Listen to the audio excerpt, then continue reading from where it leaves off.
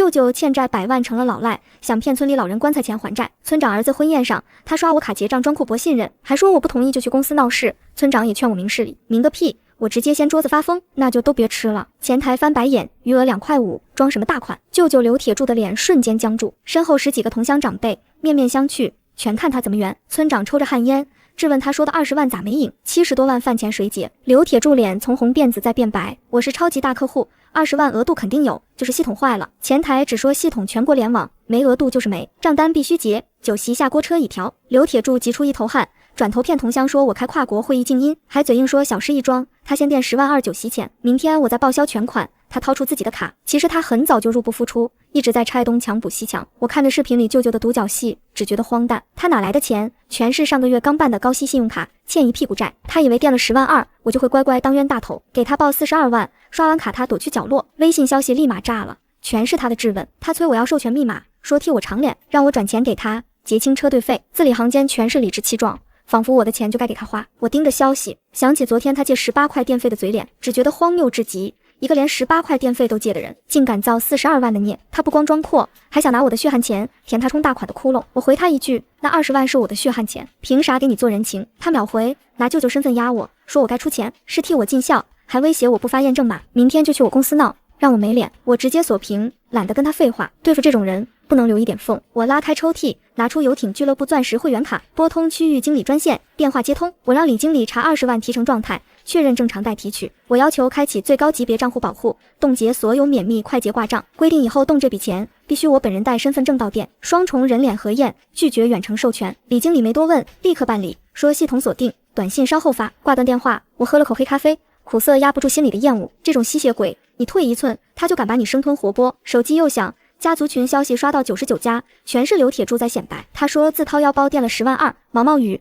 明天牌面拉满，谎称我回复他20万随便花，8辆迈巴赫准时到。群里不知情的同乡附和，纷纷夸舅舅有面子，也有人怀疑我怎么没出面。刚考上研究生的侄女小林弱弱说，外甥女赚钱不容易，别造光提成。这话一出，立马被刘铁柱和二姑等人反驳，说小丫头不懂事。七叔公语音夸她会办事，说我出息了却小气，给她提点。二姑说她有老板派头，明天要多吃2只进口大闸蟹。村长也冒泡，让她替我谢大家，明天我俩做主桌。看着群里的热闹，我知道舅舅又在拿我当幌子了。刘铁柱拿着我的钱做人情，全村跟着薅羊毛，没人觉得不对。私聊里他发语音说气氛烘托到位，全村夸我，逼我给验证码，还道德绑架，说我不结账就背忘恩负义骂名，在村里彻底臭了。我直接截图他群里的吹牛记录，调了手机免打扰，懒得看。想用我的钱充面子，就得付出代价。明天看他怎么收场。第二天，村长孙子订婚正日子，我在公司看报表，手机直播现场。同乡坐刘铁柱叫的车，浩浩荡荡开进顶级私人会所，排场不小。他在群里图文直播，8辆迈巴赫，水晶宴会厅，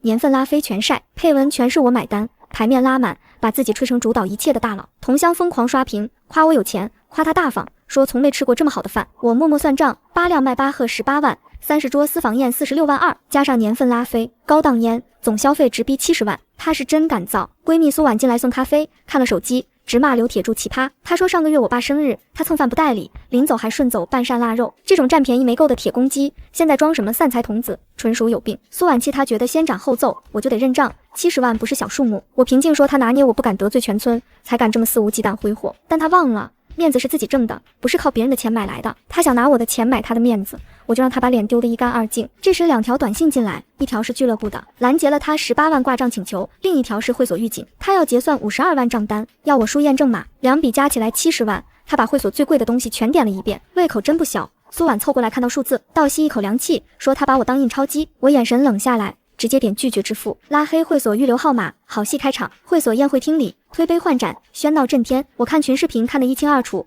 刘铁柱穿新西装抹厚发胶，端着酒杯穿梭个桌，满脸红光。他不停喊大家吃好喝好，和牛刺身每桌加1份，拉菲不够再拿。当众说所有消费他全包，把自己吹成全村最有面子的人。同乡轮番敬酒，夸他是村首富，说我只是城里小老板，不如他气派。没人提我，全捧着他，说他会办事大方，比我懂事多了。刘铁柱听得乐开了花，拍视频发朋友圈，配文几10万毛毛雨。同乡跟风发朋友圈，全感谢他款待，夸他牛逼。没人提钱从哪来，我静静看着屏幕上狂欢的嘴脸，手指轻敲桌面，等宴席结束，宴席快收尾，同乡吃饱喝足，准备打包。村长剔牙让他去结账，刘铁柱拍胸脯保证说直接从我账户扣，安排的明明白白。他迈着8字步，在同乡簇拥下摇摇晃晃走向前台。高潮要来了，视频有点晃，是同乡跟拍的。前台见一群人过来，立刻站直。刘铁柱把房卡拍在台面，喊着结昨天酒席今天车队的账。前台操作后打出长账单，报出今天消费52万，车队18万，扣除他昨天垫的10万2，还得付59万8。问他刷卡还是扫码，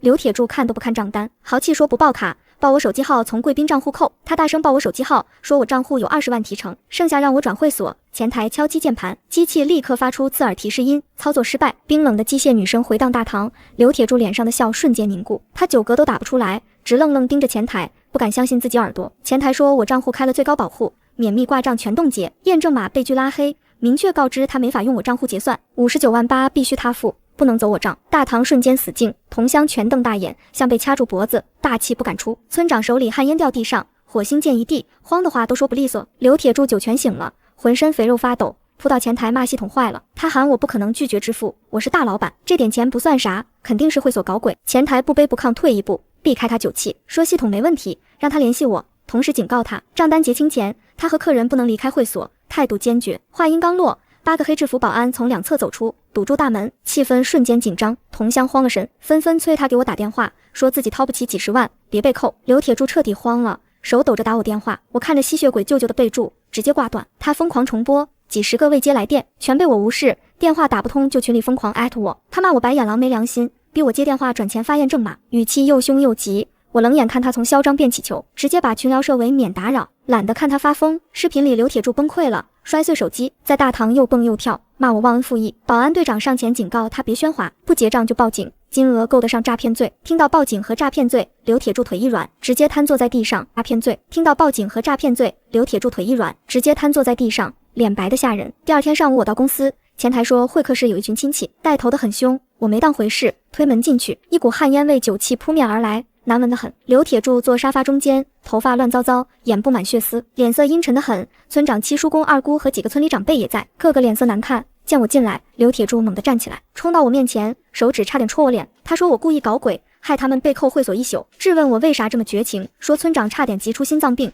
他就借我额度摆个排场，我至于这么较真？七叔公拄拐杖杵地，说刘铁柱是我舅舅，我不该临时变卦，不懂事，指责我让全村人在外人面前丢脸，不顾亲情，做法太过分。二姑跟着帮腔，说我当大老板看不起穷亲戚，害他们被保安看管，说刘铁柱被逼写了59万8欠条才出来，这笔钱我必须负责。他们站在道德高地指责我，把刘铁柱当无辜者，他们站在道德高地指责我，把刘铁柱当无辜者，把我当罪人。我冷冷看着他们表演，等他们说累了，才慢条斯理开口，问他们说完没？我说他们说我同意，拿出证据来。空口说白话谁都能做到。刘铁柱梗着脖子说他群里发的话我没反驳，没反驳就是默认。我冷笑说我不反驳是不想当众拆穿他这个跳梁小丑，既然他们来要说法，那我就好好给他们一个说法。把事摊开，我掏出手机连投影仪，先放前天他借18块电费的聊天转账记录，屏幕上清清楚楚显示他借钱的原话。会客室瞬间安静，村长眯眼看屏幕，半天反应过来，质问刘铁柱连18块电费都交不上。刘铁柱脸涨成猪肝色，冲过来想把投影一线，说截图是我 P 的。我抬脚挡住他去路，别急，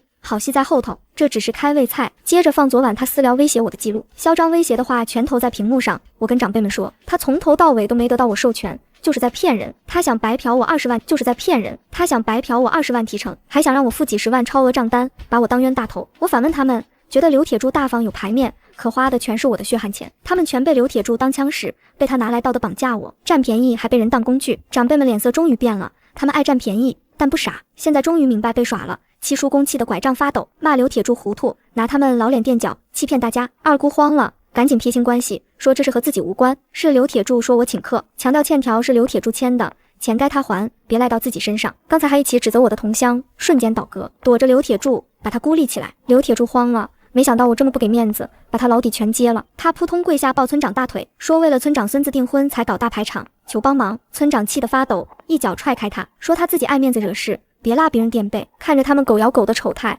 我一点都不同情，全是他们自找的，全是他们自找的。刘铁柱见长辈都不帮他，彻底撕破脸，在我公司门口耍无赖，说他还不上钱要坐牢，我不帮他，别人只会说我为富不仁，逼死舅舅，想用命要挟我，以为我会怕，可我压根不吃他这套。我平静说他死不死和我没关系，当初写欠条点天价酒水时咋不想后果，现在还不上了才想起是我舅舅，早干嘛去了。连18块都借的人。我的话字字戳心，刘铁柱说不出反驳的话，气得抓起烟灰缸要砸我。门突然被推开，4个保安冲进来，几下把刘铁柱按在地上，动弹不得。他挣扎着喊自己是我舅舅，让保安放开。可没人理他，跟着进来2个西装男，一个是会所法务总监，一个是辖区王警官。法务总监确认身份后，说刘铁柱盗用我名义高额消费，涉嫌合同诈骗，说他签欠条后想赖账，会所已报案，金额59万8，数额特别巨大。王警官亮证件，让刘铁柱跟他走一趟，配合调查。刘铁柱瞬间怂了，挣扎着喊自己没诈骗，钱该我还，求我救他。法务总监说别攀咬我，59万够判10年以上，让他赶紧还钱。听到10年以上，刘铁柱吓得慌了神，狼狈不堪。他又滚到村长脚边，求村长借钱，说不能坐牢。婚宴是为村长孙子办的，村长嫌恶躲开，说他把喜事搞砸，不找他算账就不错了。没钱借他，七叔公二姑赶紧摇头，说钱是养老钱，让他自己造的孽自己还，没人帮他。刘铁柱最后看向我，眼神里全是乞求，问我真要看着他坐牢。我走到他面前，居高临下看着他，戳穿他装阔的真实目的。我拿出手机放他征信报告，说他15张信用卡全逾期，9家网贷欠46万，半年前他就成了失信人员，高铁都坐不了，还敢租迈巴赫装阔。我直言他装阔不是为面子，是想借订婚宴重建信任，骗长辈养老钱填窟窿。这招面子是想借订婚宴重建信任，骗长辈养老钱填窟窿。这招空手套白狼玩的真溜，可惜被我拆穿，底牌全露。刘铁柱面如死灰，彻底瘫软在地，最后一点遮羞布都没了。二姑气得冲上去指责他，说他不该打养老钱的主意。同乡也跟着说他不对。王警官制止混乱，把刘铁柱提起来，准备带走。刘铁柱挣扎着喊要写欠条抵押老家房子，求宽限几天，说一定还钱。法务总监冷漠说他房子早抵押出去，征信破产，没偿还能力。他被警察强行拖走，走廊里全是他的哀嚎，骂我没良心会遭报应。声音越来越远，彻底消失。会客室只剩同乡，个个坐立难安。村长尴尬开口说刘铁柱这下完了，这是闹得难看。他们想先走，我叫住他们，说刘铁柱没偿还能力，但饭是他们吃的，酒是他们喝的。法务总监拿出账单，说刘铁柱涉嫌诈骗已被立案，而各位作为实际人，如果不能证明自己完全不知情，将依法承担民事连带；不能证明自己完全不知情，将依法承担民事连带退还餐费的责任。如果不结清，会在场所有权人走相关程序。但根据民法典不当得利条款，同乡消费了高档餐食，该承担对应费用，每桌按市场价2万3算。会所会起诉各位返还餐费。结清就没事，不然走法律程序。同乡瞬间慌了。二姑说凭啥？是刘铁柱请客，不该他们出钱。我坐在一旁喝着咖啡，让法务总监按规矩处理，说我一会要开跨国会议。看着他们慌乱争执的样子，我心里只是漠然。贪婪从来都要付出代价。我没理身后的吵闹，走出会客室，回到办公室。我还没坐稳，苏婉就端着2杯咖啡推门进来。她说会客室那边吵翻了天。二姑哭得鼻涕一把泪一把，七叔公在用拐杖砸地板。我端起咖啡抿了一口，说让他们闹够了自然就老实了。苏婉摇头说她刚听前台讲，有个穿花棉袄的女人冲到楼下，正给某个号码打电话。我心里咯噔一下，知道这是冲着我爸妈去了。果然不出3分钟，我爸的电话就打进来。电话那头，我爸的声音有点颤，问我会客室是不是真坐了一屋子人。他说二姑哭着给他打电话，说我把舅舅送进了局子，还要让全村人赔几10万。我让我爸先别急，慢慢听我说。他在那头闷哼一声，说他正往公司赶。我皱眉说会客室的事不用他出面，让他和我妈在家等我电话。我爸却说他必须来，刘铁柱是他亲妹夫，这事他得问个明白。我挂了电话，捏着咖啡杯，知道更麻烦的事还在后头。苏婉看我脸色不对，问怎么了？我说我爸要来，二姑那帮人肯定要把火烧到他身上。苏婉气得直跺脚，说怎么连爸都要被拖下水。我深吸一口气，说没事，这是我能压得住，只要我爸不糊涂就行。可我爸是个老实人，最怕组里说3道4，最容易被道德绑架。窗外阳光正好，我心里却起了一层薄雾。20分钟后，前台打电话上来，说我爸到了。我让他把我爸直接领到我办公室，绕开会客室那群人。门推开，我爸穿着洗得发白的夹克，鬓角的白发比上次见多了几根。他一进来就坐沙发上，长长叹了口气，说这是闹得太不像话了。他问我是不是真的报了警，是不是真的非要刘铁柱坐牢。我递了杯水过去，平静说报警的不是我，是会所，我只是没替他付钱。我爸沉默半晌，从口袋里掏出一张皱巴巴的纸，他说这是他存了3年的定期存折，里面有8万2千块。他说他愿意把这钱拿出来给刘铁柱填窟窿，让他先别坐牢。我盯着那存折，盯着我爸花白的鬓角，心里翻江倒海。这就是道德绑架最狠的一招，让最爱你的人替坏人求情。我没说话，把存折轻轻推回我爸面前。我爸的手在抖，存折也跟着颤。他说这是他的养老钱，但就刘铁柱要紧。我看着我爸说，爸，您被骗了多少回了？还要被骗第几回？他愣了一下，问我什么意思。我把手机翻给他看，屏幕上是刘铁柱5年前借款的微信记录，借2万说给我妈买药，结果钱进了麻将馆；还有3年前借4万说做生意，结果转头给小三买了金镯子；还有去年借6万说还贷款，结果当晚就被人在县城 KTV 看到挥金如土。我爸的脸一点点白下去，他扶着茶几，半天没说话。我接着翻，调出我妈这些年偷偷给刘铁柱转账的记录，加起来快20万，那都是我妈攒的私房钱，是她舍不得买新衣服省下来的。我爸看着那一笔笔转账，眼睛红了，喃喃说他完全不知道。他说他以为这些年刘铁柱就借过那1、2次，没想到我妈瞒着他给了这么多。原来这就是吸血鬼的真面目，不光吸我的血，还吸我爸妈的血。我爸的腰一下子塌了下去，他用粗糙的手抹了把脸。他说他真的以为刘铁柱是个老实人，只是日子过得不顺。我把这些年刘铁柱在各家蹭饭借钱不还的明细给他列出来。他在七叔公家蹭了32顿饭，借了18000没还。他在七叔公家蹭了32顿饭，借了18000没还。他在二姑家蹭了20多顿，还顺走了一只玉镯，二姑都没敢追。他在村长家借了28000，说做电瓶车生意，结果钱去了赌场。我爸越听脸越青，最后一拳砸在茶几上，咖啡杯都跳了一下。他说他不知道刘铁柱烂到这份上，他还想给他养老钱。我把存折塞回我爸口袋，说这钱是您和妈的命，不能给这种人。我爸点点头，眼眶里有泪打转。他说他想去会客室看看。我陪着他走出办公室，苏婉悄悄朝我比了个加油的手势。走廊里很安静，我能听到我爸略微沉重的呼吸。会客室的门被我推开，里面的喧闹声戛然而止。二姑第一个冲过来，拉着我爸的胳膊就开始哭。她说：“哥啊，你可来了！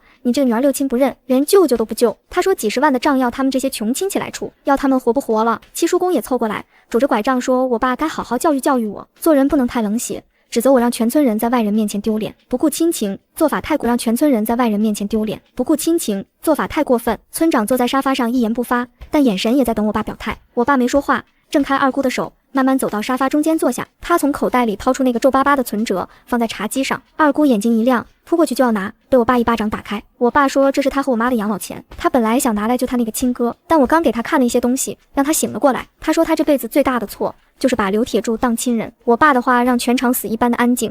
二姑张着嘴，半天说不出话。哥，你怎么能这么说？铁柱是你亲妹夫啊！我爸盯着他，问他为什么去年腊月铁柱借2万说给老娘看病，结果钱去了哪里？二姑脸色一变，说他不知道。我爸冷笑，说他知道，那钱是给二姑女儿做嫁妆用的。二姑还分了1万，二姑的脸瞬间就白了，嘴唇哆嗦着说不出话。会客室里其他人都看向二姑，眼神变了。七叔公咳了一声，说这是他也听过一耳朵，但当时没多想。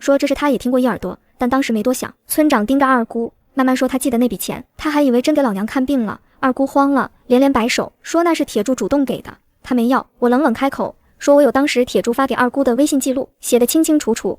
二姑哑口无言，整个人都瘫在沙发上。我打开手机，把那段微信记录投到墙上的投影仪上，屏幕上刘铁柱发给二姑的消息一条条显示出来。他说嫂子钱我搞到了，按之前说的，你拿1万，剩下我用。二姑回复说这是千万不能让哥嫂知道，特别是你那个有钱外甥女。他们俩有说有笑的分赃，把我爸妈和我蒙在鼓里。我爸看着屏幕，气得胡子都在抖。他指着二姑说：“妹妹啊，你和铁柱串通好骗你哥的钱，你也忍心？”二姑哭着说她也是没办法，女儿要出嫁，家里缺钱。我爸说他家2层小楼，每年还能领分红，怎么就缺钱了？二姑说不出话，把头埋进膝盖里，肩膀一抽一抽地，其他同乡看二姑的眼神从同情变成了厌恶。七叔公拄着拐杖站起来，说这是他也得问问清楚。他问我有没有他的把柄，我冷笑说有。他立马坐回去不出声了。村长清了清嗓子，说这是闹大了，确实是他们办事不周。他说让大家凑一凑，把账结了，事就到此为止。法务总监这时推门进来，手里拿着一沓打印好的文件。他说凑钱可以，但每个人的份额他都算好了。法务总监把文件分发给每一个人，纸张哗啦哗啦响。他说按照昨晚的消费明细，每桌餐费2万3是市场价，但年份拉菲和牛刺身这些高档单点按实际消费分摊。七叔公那桌点了8只拉菲，连餐带酒一共4万8。二姑那桌点了和牛3份，神户牛排4份，加上酒水5万2。村长那桌是主桌，消费最高，光烟酒就花了3万，加餐6万1。七叔公一看金额，差点从沙发上滑下来。他说4万8，他这辈子都没见过这么多钱。他说他每个月退休金才2000多，让他从哪里凑？二姑也跟着哭嚎，说他拿不出5万2。村长沉着脸说6万1他可以出，但希望我能高抬贵手。我笑了笑，没说话，让法务总监按程序办。法务总监不为所动，说民法典规定谁消费谁付费。他说他们已经实际享受了高档餐食和服务，必须支付对应费用。他说如果今天不签还款协议，会所明天就向法院起诉。他说官司一打，他们的车房都可能被冻结，最后还得加诉讼费。七叔公脸更绿了，二姑哭得更大声，村长拳头攥紧又松开。我爸看着他们，悠悠叹了口气。我爸说他来公司之前特意去问了刘铁柱住的那个屯子，他说几乎家家户户都被刘铁柱借过钱，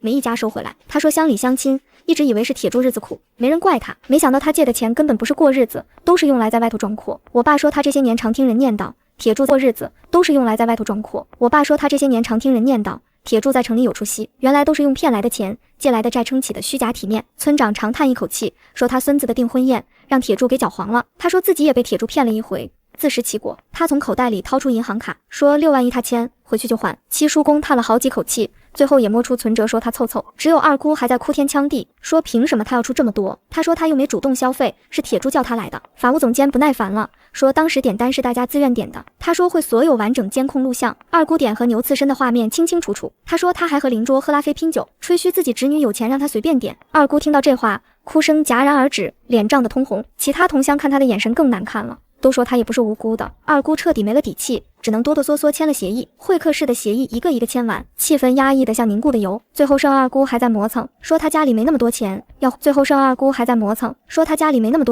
要回去筹。法务总监说可以分期，但首付必须今天交1万，月供6000。二姑还想讨价还价，被村长一句话压下去了。村长说他在闹，他就把那笔嫁妆钱的事告诉全村。二姑立刻闭嘴，颤抖着手按了指印。同乡们一个个签完协议，被前台叫去办手续。我爸坐在沙发上，整个人像被抽了筋骨，黏黏的。我走过去坐在他旁边，递了瓶水。我爸接过水，没拧开，盯着我看了好一会。他说他今天才知道，原来这些年自己被骗得团团转。他说他和我妈差点把养老钱送出去填那个无底洞。我爸的声音有点哑，他说他对不起我。他说这些年我赚的钱被刘铁柱明里暗里掏走不少，他都没看出来。我握住他的手，说爸，这是不怪您，是骗子太狡猾。我爸眼眶又红了，说以后这种事他和我妈一定听我的。他说他这把年纪了，看人还不如自己女儿准。我心里一阵酸涩，没说话，只是轻轻拍了拍他的手。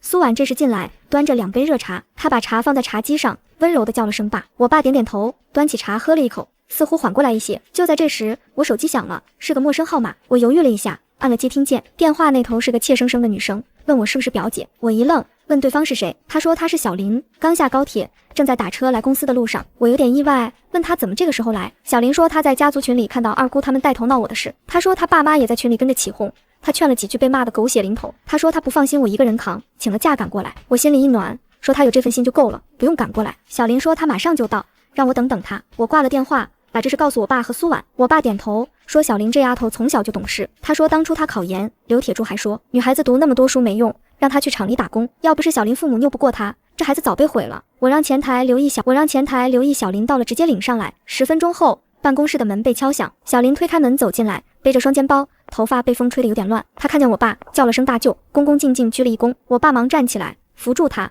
说这丫头跑这么远干嘛？小林红着眼圈说他担心表姐被全家围攻。小林坐下后，从背包里拿出一个文件夹，他说这是他整理的家族群里所有同乡帮腔的截图和录音。他说从昨天到今天，谁说了什么坏话，谁出了什么馊主意，他都存了证据。我接过文件夹翻看，二姑、七叔公还有几个嗓门大的同乡都在里面。小林说他爸妈也跟着说了几句不该说的，让我别太怪他们。我合上文件夹，说他爸妈是被带节奏的，不算主谋。小林问我接下来怎么办，我说会客室那边已经解决了，主谋刘铁柱进局子，其他人签了还款协议。小林松了口气，说幸亏我有准备，要不然真被坑惨了。我爸在一旁听着，神色复杂，半天才开口。他说小林是家里第一个研究生，得让他有出息，不能被人毁了前途。他说从今往后，他每年从自己存款里拿1万给小林当奖学金。小林惊讶地摇头，说他不能要。他说他有学校奖学金，还做兼职，养得起自己。我爸坚持说这是他的心意，让我替他做主。我看着小林说收下吧，这是大舅的疼爱。小林眼泪一下子涌出来，说他从来没收到过家里人这么实在的支持。他说从小到大都是同乡打着关心的旗号，让他爸妈贴这个补那个。他说他考研那年，刘铁柱借着给他送贺礼的名义，从他家拿走2900块。他说是要请他考研办谢师宴，结果1分钱没花在他身上，全进了麻将馆。他说他妈气得偷偷哭，却不敢声张，怕被人说不会做人。我听着心里又被刺了一下，原来刘铁柱不光吸我的血，连小林的血都不放过。小林抹了泪，说他今天来光吸我的血，连小林的血都不放过。小林抹了泪，说他今天来就是想看看那种人的下场。他说他要把这件事的过程录下来，警示他将来的孩子。我爸说这是不能就这么算了。他说刘铁柱欠小林家的2800，他要替妹妹一家讨回来。我说我已经替小林记了账，所有刘铁柱坑过的亲戚我都列了一张清单。我打开电脑调出那张表格，密密麻麻列了30多笔，有大有小，最少的几百，最多的好几万。我说等刘铁柱坐牢期间，他名下的债务由法院程序统一处理。小林问刘铁柱的妻子怎么没出面，我冷笑说刘铁柱的妻子2年前就和他闹离婚，只是没办手续。那女人现在跟着别的男人在县城开理发店，早不管刘铁柱死活。我爸说他听说过这事，但以为是村里的闲话。我说那不是闲话，是事实。刘铁柱的婚姻只剩个壳，他这次进局子，那女人估计要彻底脱离这场烂仗。办公室的氛围沉重起来。我爸坐在沙发上，整个人像老了好几岁。苏婉见状说要不让大家起来。我爸坐在沙发上，整个人像老了好几岁。苏婉见状说要不让大家先去餐厅吃点东西。我点头，让前台订一家附近的清淡餐厅，给大家压压惊。小林说他不饿，想先去看看会客室那边怎么样了。我说不用看，那帮人现在签完协议正灰头土脸的办手续。小林问能不能让他去说几句，憋了几年的话他想一次性说出来。我看着小林坚定的眼神，点了点头。我说他想说什么就说什么，我陪他一起去。我爸说他也去，他要当着大家的面说清楚，说他这个做哥哥的被亲妹妹和亲妹夫骗了这么多年，说这是必须摊开，让全村人都知道刘铁柱和二姑的真面目。苏婉跟在后面，端着托盘，托盘上是4杯温水。我们一行4人走向会客室，推门进去，里面果然还在签字按手印。二姑见到我爸，又开始抹眼泪，说哥他错了。我爸没理他，径直走到正中间的沙发坐下。七叔公看着我爸的脸色，识趣的不敢说话。村长清了清嗓子，问我爸还有什么吩咐。我爸看着不敢说话。村长清了清嗓子，问我爸还有什么吩咐。我爸看着满屋的人，缓缓开口。他说他从16岁出来打工，攒钱供刘家几个外甥外甥女读书。说他这辈子最骄傲的是让侄子侄女们都有了出息。说他最痛苦的是娘家弟弟妹妹把他当冤大头。他点了名，说刘铁柱还有二姑是这次事件的主谋，其他同乡是被忽悠的，但也有人跟着喝高档酒占便宜。我爸的声音不大，但每个字都砸在地板上有回声。他说从今天起，他和我妈正式宣布不再参与刘家任何聚会，说他女儿赚的钱是他自己的，不是娘家的提款机，说以后谁敢拿亲戚名义敲他女儿的竹杠，他第一个翻脸。说就算是亲妹妹二姑，今天也得说清楚，把那笔嫁妆钱的事讲明白。二姑听到这话，腿一软，跪在了地上。二姑跪在地上磕头，求我爸饶他一次。他说那1万块嫁妆钱，他回去就还。他说从今以后，他不会再骗我爸和我妈1分钱。我爸看着他，眼神里全是失望。他说不是钱，那看着他眼神里全是失望。他说不是钱的事，是这份亲情已经被他和铁柱糟蹋光了。说以后过年过节，二姑不用再来他家了。二姑哭得撕心裂肺，说哥不能这样绝情。我爸摆摆手，让他起来。他说他不是绝情，是给自己和我妈的余生留个清静。说他这辈子吃过太多哑巴亏，不能让晚年再被人榨干。小林这时站出来，说他也有几句话要说。全场的目光都集中到他身上。小林深吸一口气，开始说话。他说他从小到大，每次家里来客人，他爸妈就要为面子掏空家底。他说他考研那年，本来家里能凑齐学费，但被刘铁柱以送贺礼名义骗走2800。他说他妈那段时间瘦了10斤，每天偷偷哭，因为差一点点他就上不了学。他说今天他来是因为他不想再让这种事发生在自己的孩子身上。他说请所有长辈以后别再用亲情绑架别人，每个人挣钱都不容易。小林的话掷地有声，会客室里安静的能听见钟摆声。七叔公的拐杖在地上敲了几下，似乎想说什么，最后什么都没说。村长抹了把脸，叹了口气说这丫头说的对。他说他这辈子也犯过糊涂，今天算是被惊醒了。他说他孙子的订婚仪式取消，让他想清楚再办。他说排场不重要，把日子过实在了才是真本事。我看着村长的反应，心里浮起一丝意外，没想到这个老顽固最后能转过弯来。我爸点点头，说村长是个明白人。他说这是到此为止，谁签了协议谁负责。说他不希望以后再听到任何人为这件事翻旧账。全场的人包括二姑都点头答应了。会客室的事处理完，已经是下午4点，同乡们陆陆续续被前台带去办手续，神情萎靡。我爸要带小林去吃饭，苏婉说让司机送他们。我嘱咐我爸晚上回家睡一觉，明天再说别的。我爸点点头，临走前拍了拍我的肩膀，他说女儿今天的事爸记住了，以后不会再让你为难。送走我爸和小林，我回到办公室，窗外的天色已经有些黄昏，斜阳透过玻璃洒在桌上。苏婉帮我热了一杯咖啡，问我累不累。我摇头，说事情还没完。他皱眉问还有什么没完的。我看着窗外，说刘铁住进了局子，但他的尾巴还没扫干净。苏婉问什么尾巴？我说他装阔的事在村里传开了，现在被拆穿，肯定有人不甘心，说不定还会有人想从我这里捞回点损失。我打开手机，看着家族群里乱糟糟的消息，有人在群里造谣说我把舅舅送进局子是为了独吞家产，还有人说我得意忘形，迟早遭报应。这些声音虽然不多，但夹杂在群里，像苍蝇一样恶心。我把发这些话的人一个一个截图记录。苏婉问我打算怎么处理，我冷笑说不急，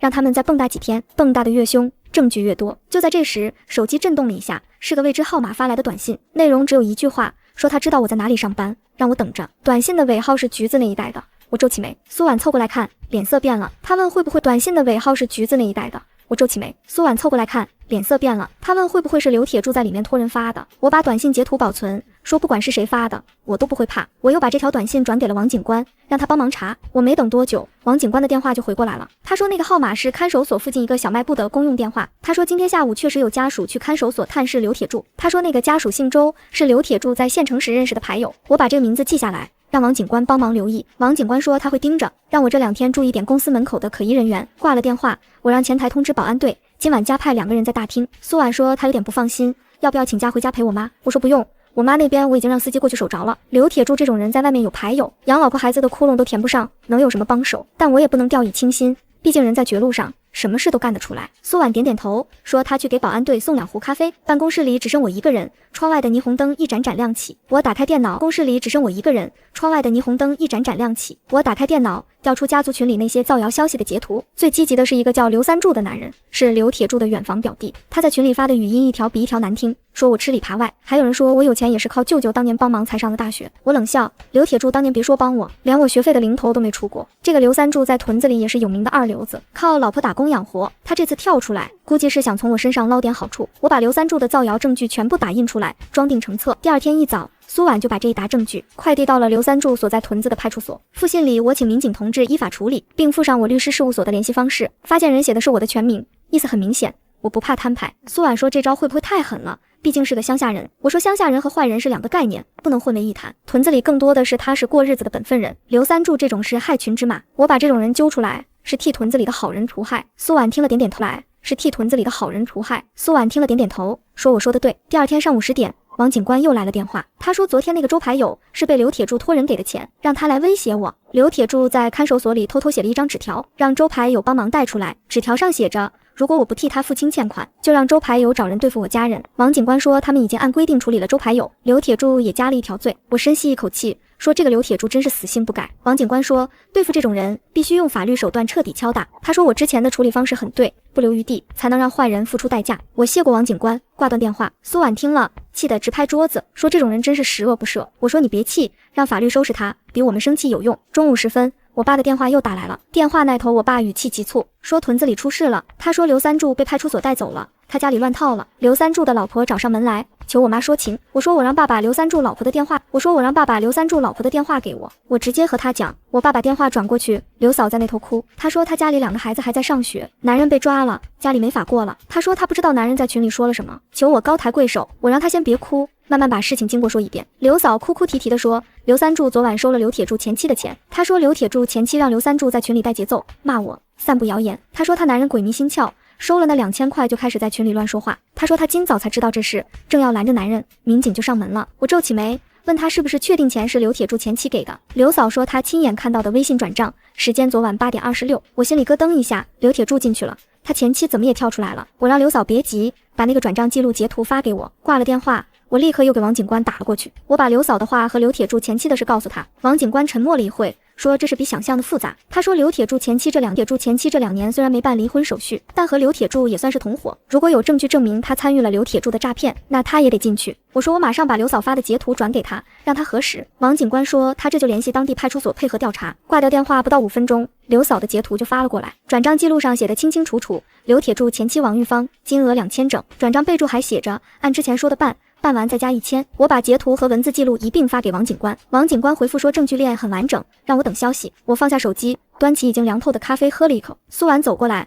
问事情会不会闹得更大。我说会，但闹得越大越是好事，把所有藏在暗处的吸血鬼都揪出来，一次性解决干净。苏婉叹了口气，说她从来没见过这么离谱的亲戚。我说不光是亲戚，更是把亲情当生意做的人。下午2点，王警官那边传来消息，他说县里派出所已经把王玉芳带走了，正在配合调查。王警官那边传来消息，他说县里派出所已经把王玉芳带走了，正在配合调查。他说王玉芳一开始还嘴硬，说自己只是给亲戚朋友帮忙，但当民警把转账记录、聊天截图全部摆出来，他就崩溃了。王玉芳交代，他和刘铁柱虽然分居，但在外面合伙骗钱。刘铁柱负责在屯子里装阔骗借款，王玉芳负责在县城装可怜骗同情。这2年他们用这种方式骗了不下50万。我听完半天没说话。苏婉在旁边气得脸都红了，她说这2个人简直是一对蛀虫，一对祸害。我说这种人本来就该被法律严惩。王警官说王玉芳的是一旦定罪，刘铁柱的量刑也会加重。他说他们这种长期合伙诈骗至少要判15年以上。我说判多少年是法律的事，我只关心一件事，他们坑过的人能不能拿回属于自己的钱。王警官说这是他没法保证，毕竟刘铁柱夫妇名下没什么财产，但他说有一线希望。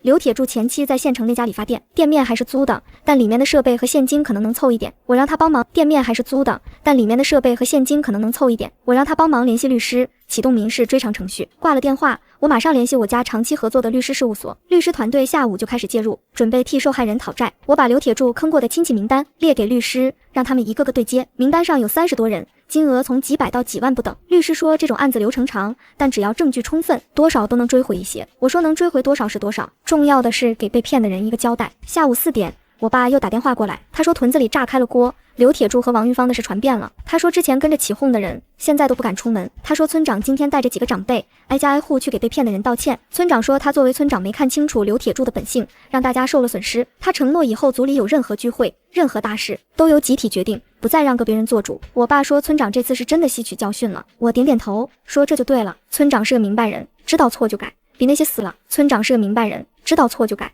比那些死不悔改的人强。我爸又说二姑这2天在家里哭得起不来床，她男人知道嫁妆前被骗的事，气得差点离婚。我说这是她自找的，怪不得别人。我爸叹了口气说他这个亲妹妹是真的扶不起来了。我让我爸别管二姑那边的事，让他自己消化。我爸答应了，说他和我妈这2天就在家待着，哪也不去。挂了电话，我看着窗外的夕阳，天空一片橘红，云朵被染成金色。苏婉走过来，从背后轻轻搂住我，他说这件事终于要落幕了。我说还没有，最后一步还没走。他问还有什么步骤，我说我要去看守所一趟，亲眼看着这件事彻底结束。苏婉有些惊讶，问我去看刘铁柱干什么。我说不是为了他，是为了给自己一个交代。第2天上午，我开车去了看守所，王警官提前安排好了探视，会见室隔着一层玻璃，气氛压抑。刘铁柱被带进来时穿着囚服，头发剃得很短，他比上次健瘦了一大圈，眼窝深深陷下去，看到我，他眼神先是震惊，然后变成乞求。他扑到玻璃前，外甥女你来救我了。我没说话，只是看着他。他说他知道错了，他对不起我，对不起家里所有人。他说他愿意把这辈子的积蓄都拿出来还债。我冷笑说他哪有什么积蓄，他征信都黑了，名下连一辆电瓶车都没有。刘铁柱低下头，半天没说话。过了很久，他抬起头，眼中泛着水光。他说外甥女你能不能帮他保住一件事。我问什么事。他说他妈，也就是我的外婆，今年82了。他说外婆身体不好，要是知道他出了这事，怕是撑不住。他求我替他瞒着外婆，至少瞒到外婆100年之后。听到外婆，我心里一动。外婆是个慈祥的老人，这些年身体不好，一直在我妈家养着。外婆不知道她的儿子是个什么样的人，一直以为刘铁柱是个好孩子。我看着刘铁柱，问他凭什么让我帮他瞒着外婆。刘铁柱低下头说他这辈子最对不起的就是外婆。他说外婆把他从小拉扯大，他却没尽过一天孝。他说外婆要是知道他干的这些事，肯定会被气死。他求我看在外婆的份上，替他守着这个秘密。我沉默了很久，不是因为我心软，而是因为外婆是无辜的。外婆这一辈子吃了那么多苦，不能让她在晚年再受这个打击。我说我可以替她瞒着外婆，但有几个条件。刘铁柱连连点头，说什么条件他都答应。第一个条件，他必须把这些年所有骗过的人和金额写一份完整的清单。第2个条件，他必须公开向所有被他骗过的亲戚道歉，录视频留底。第3个条件，他出来以后必须远离所有亲戚，不能再以任何名义打扰任何人。刘铁柱一一答应，眼泪鼻涕一起流下来。他说外甥女你能不能再帮他一个忙。我皱眉问他还想要什么。他说他想见外婆最后一面，可能这辈子见不到了。我看着他，没有立刻回答。他说他在里面好好改造，争取早点出来，但他知道出来的时候他说他在里面好好改造，争取早点出来，但他知道出来的时候外婆可能已经不在了。我盯着他的眼睛，分辨他这话有几分真。刘铁柱再次低下头，肩膀微微抖动。我想了想，说这是我做不了主，要看外婆的身体能不能承受。他点点头，说他理解。我站起来准备离开，刘铁柱在玻璃那边喊住我。他说外甥女谢谢你。他说这辈子他对不起所有人，但唯一感激的就是我今天还能来看他。我没有回头，走出了会见室。外面阳光刺眼，我眯起眼睛适应了一会。王警官在门口等我，问我处理的怎么样。我说差不多了，剩下的就是法律的事。王警官点点头，